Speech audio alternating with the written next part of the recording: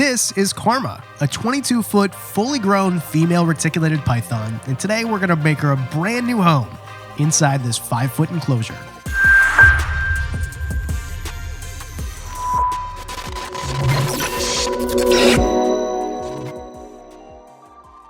Any chance I get to jump in my car and drive down to Pittsburgh, PA so I can see Garrett, I take. And when I was invited to help him make a brand new enclosure for his biggest snake, I got in my car immediately and drove all the way down. I even invited my friends from Chewy because I figured they probably never held a 20-foot python before. I think I was right. Before we get building for Karma, Garrett was super excited to show me some of his coolest reptiles I haven't seen yet, like Chico the alligator that doesn't look like a regular alligator, and Garrett told me no matter what he tried, wouldn't eat off of tongs no matter what he did.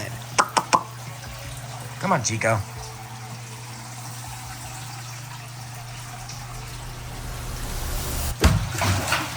No way! How did you do that? What the heck was that? Come on! 6 months! 6 months I've been working with this guy. And he comes right to the edge, sits there with his mouth open. He could sense my Canadian niceness, I think what it was. I said please and thank you. And I coated it in maple syrup. So that's the trick. That's what you need to do. So how many spots did he have when he was born? Hey, none. Now they start with no spots at all. They can have a little bit of yellow striping on them when they're first born, but otherwise they're like a stark white. And if you get a golden child cow, they are stark white, and then they get the spots as they grow. Yes, they do. So even Barczyk's cow Perdita is 99% black now, started off solid white like these animals. And this one's about a year old, and you can see there's some big spots, some small spots, and those big ones like this one up on her neck keep getting bigger and changing. It looks like a little anchor, doesn't it? Mm-hmm. A little anchor tattoo. But they'll keep getting bigger. Here's a weird stripe down the side there. So pretty neat. But when they're all grown up, this is the world's first and oldest Superdorf cow. He is, how old is he now? 6 years old already. So that's about what he looks like. Actually decided to grab a rat that he didn't want to eat earlier. One of the things that's really funny about cows that you probably wouldn't know unless you kept one, when they get angry and excited, embarrassed, they turn pink.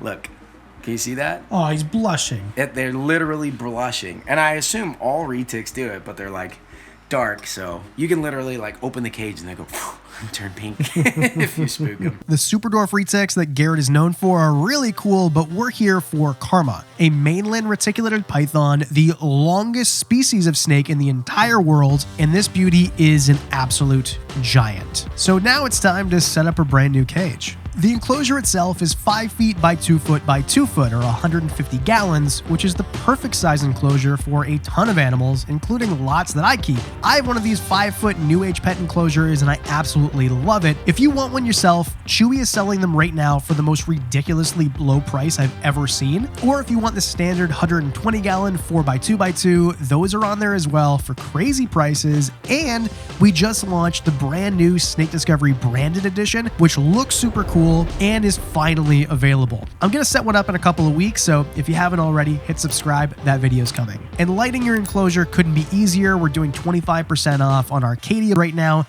Thanks Chewy so much for sponsoring today's episode. Now let's get building this 5-foot enclosure for this ginormous snake. The cool thing with using universal rocks is it's basically almost done, but now we gotta make sure that the screws don't look visible because there's no screws in nature. There shouldn't be anyway. We're gonna paint them with sand and silicone, and then we're going to put some substrate in and just decorate it, and it's gonna be done in 10 minutes. I covered the screws in silicone and then covered them in sand so that you wouldn't see them and make them a huge eyesore. And then we went to the plant store so we could buy some plants so we could outfit this enclosure to look exactly like a Southeast Asian jungle. Garrett and I went to a local relic shop where we found this authentic World War II army helmet and put it inside the enclosure. And a lot of these islands where these animals are from, you can find relics from World War II, including full Jeeps from over 80 years ago. Garrett and I have been pining and toiling over this enclosure for all of 45 minutes, but it might seem like it's about 6 hours at this point. The thing is, I just can't figure out where he is to help me complete the build. Oh, it's up here. From this angle, I can tell. It's done. We're done now? Yeah, we're good. So we can put the animal inside? Yeah. Okay, let's do that. Get it through my. Get it through my. And with the enclosure finally done, you're probably wondering how I'm gonna fit this giant snake in this enclosure, because I'm telling you, Karma's bloodline is going in this enclosure. But it's gonna look like this snake. This is MJ, Karma's baby. Obviously, I'm not putting a 22-foot snake in a 5-foot enclosure. In fact, I'm putting a 5-foot snake in a 5-foot enclosure. MJ is not gonna live in here forever. This is a solution for now to show you how versatile the enclosures can be. And also, these snakes, they need something giant like the one right beside me that we showed you earlier when they're adults, and this one's trying to get away from me now. When they're younger, you don't have to put them in that enclosure right away. Reticulated pythons, super dwarf or not, are fantastic pets, and you don't have to worry about having the forever home immediately. You can have something in the intermittent because they do take a little bit to grow. This snake is about 6 months old, so be prepared to scale up pretty quickly, but I think we did pretty good. Let me know in the comments section below what you think and what you want to see MJ go into next, because if anything that Garrett Hartle needs, it's more projects and more enclosures to be making, because he doesn't make quite enough of them. At Reach Out Reptiles, it's not just super dwarfs, although super dwarfs are what they're known for and probably one of the coolest snakes on the planet. They've also got these guys here, which are not corn snakes. They're not some weird colubrid. They're not colubrids at all. These are a house snake. They've got a really cool collection here, and why I think that these are going to blow up and why they've been on it's going to be the biggest thing next year list for 3 years in a row, is because this is basically how big some of them get. Some of them will get this big, some of them will get this big, some of them will stay this small, and they're an animal that you could literally put in a shoebox-sized container. Don't recommend it, but you could, and it'd be totally fine sitting on your shelf. Not only that, but you put in a frozen thawed rodent, you put it in the bin, you walk away, you come back, and they perform a disappearing act. So these animals, you don't really have to put too much thought into, and that's what I like about snakes. What I like about snakes is you enjoy the animal, you walk away, and when you want to enjoy the animal again, you don't have to worry about, is the humidity right? Is the temperature right? Did I cook the snake because it got 2 degrees above? These animals aren't like that. This is not a chameleon of snakes. This is like a, I don't even know, like imagine apocalypse happened. This snake would probably outlive all of us. So these are really cool, and I'm gonna take about 40 of these. So anyway, you hold the camera. I promise I'll be back. I'm not just walking out of your building. And I did. I took 30 of them all the way back to Canada. Well, Garrett shipped them to me, and then we did an unboxing video in April. You can watch it right here, which means that everything you've watched today was shot in February. And since then, a lot has changed. I went back in July, and this is what the enclosure now looks like. He put a slanted roof on it, skylights, he switched out that helmet for a little Jeep, and the reason is, back here, this shell is what Karma's enclosure is actually going to be, a shipping container size, and what we did is make a miniature version of it inside this enclosure. So it's an exact replica at 5 feet instead of 20 feet. And that is why I called this video putting a 20-foot snake in a 5-foot enclosure, because it's sort of true, just shrunk down. We put Karma's baby in the baby enclosure that is the exact same layout as the 20-foot enclosure that they're going to make out of this shipping container. And I can't wait to see it. Garrett builds a lot of stuff out of shipping containers. Oh, and here are some of the coolest snakes that you've probably never seen at Reach Out Reptiles. But this is a Coyote sunfire. So Coyotes are, in my opinion, probably the perfect beginner dwarf or super dwarf retic for everyone. They're small, they're colorful, they really readily breed large clutches, which is a lot of fun if you're trying to get a certain genetic trait. But they also have like a deep rusty bronze color. And so bred into the sunfire, it increases the amount of orange on it. And then these thick black zigzags are something that is from this bloodline of Coyote. And then you can see how they kind of almost like watercolor out into the normal. They like fade out. That's a sunfire thing. It's just a really nice combination of a simple genetic mutation and a locality. Do you want to see what localities do to change genetic combinations though? Because I have some cool examples. Let's go check it out. Okay, so probably everyone knows the tiger mutation in retics. It was one of the original. It's a simple, single gene, incomplete dominant. We're really used to looking at them.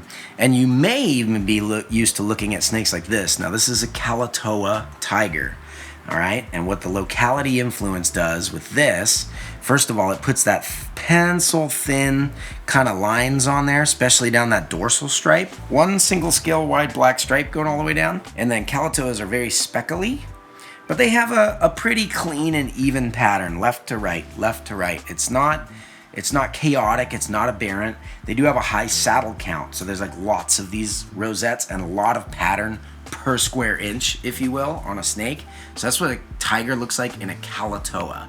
So the Calatoa really shines through on this, but let me show you what other localities look like with the exact same genetics. All right, so this is also a super dwarf. This one's a young adult male, but this is a Carompa tiger. Somewhat similar to Calatoas, high saddle count, thinner lines, but they go thick and thin. So if you look up here, he's got some thinner lines, and then down here he's got really thick lines to where the whole background almost turns black. They have speckling, but it's not random kind of peppered speckling. It's more like blobs of black and gold with a lot of rich gold in there. So we thought this guy looked like urban camo. It's even down in his belly. And so we named him SWAT. And you can see even on the spots where they're supposed to be gold, there's black bleeding through. And the parts where it's supposed to be black, there's gold bleeding through. So really neat look. It does still have some of the dorsal stripe, but you can see it's not pencil thin anymore. It's quite a bit bolder and thicker black. So I don't know, do you like the thin or do you like the thick, bold color? Because if you like the bold color, it gets better. This isn't bold. I backed up a bit. This is the other super dwarf island. This is Madu tiger. She's only 50% super dwarf, but this is a 5.5-year-old snake that is breedable right now. The Madu does not have the speckling. Like, look at the neck. You see there's almost no peppered marks in there. It does have the black dorsal stripe going down, but it has a lower saddle count with really wide stretched out patterns. And in this case, they connect with the belly and pull it up and it ends up looking like an old school Burger King crown. Look at that. So that is what Madu does with tiger. And if this is only 50%, I can go higher percentage with this and get even more extreme looks. So this is a very, very, in theory, basic mutation, but with exquisite bloodlines, it changes a lot. Okay, let's go look at the bold one now. So this one's a little bit smaller than the 5.5-year-old super dwarf, but this is actually a 1-year-old, 75% Slayer tiger. So again, just a tiger, but first of all, size difference, holy smokes, this is gonna be a much bigger snake. Secondly, the boldness of black and richness of yellow is like unparalleled. A normal Slayer tend to have like a donut pattern, which if you look down on the dorsal, you can see they have those circles, but they're split, like ruptured down the middle because of that tiger mutation, still showing all of the Slayer underneath. They also tend to have big, bold white circles, like these side rosettes, enclosed in the black border, but the tiger stretches it from head to tail a little bit, so they get even bigger, even brighter. They got a little peppering, they got some bold, clean areas, a little bit chaotic, but my goodness, what a visual difference. And again, the only difference, these are all just tiger mutations, the only difference is what locality bloodline you're working with. Okay, this is actually a really special animal to me. It's funny, she's like all beat up, her face is kind of misshapen. If she sticks her tongue out, she's got like bald tips to the end of her tongue.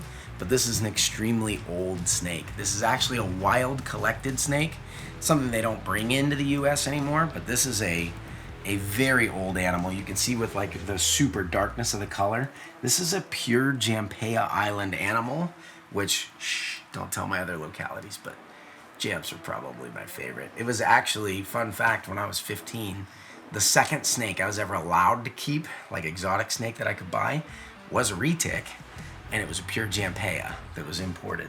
This snake, we don't know exactly how old she was because she was imported as an adult, but could be close to 50. So you got this snake 50 years ago when you were a teenager? No, this isn't the same one, but she probably came in around the same time. It would have been way funnier if you alluded to the fact you were 70, but okay. Garrett, what morph of house snake is this? This is the Dave Kaufman edition. Dave Kaufman edition? It's a little taller than the rest. Kind of stubborn too. A little loud. Kind of loud, kind of stubborn. Kind of a little bit of a prima donna. You know? Like, we all love her. Just like Dave, but a little higher maintenance than what we're used to. She can't be the Dave. She's not that old, is she? problem is, she's a jiu-jitsu expert too, so she like tries to choke your carotids. I wasn't expecting that. Tried to get her in full guard, but her arms and legs wouldn't cooperate.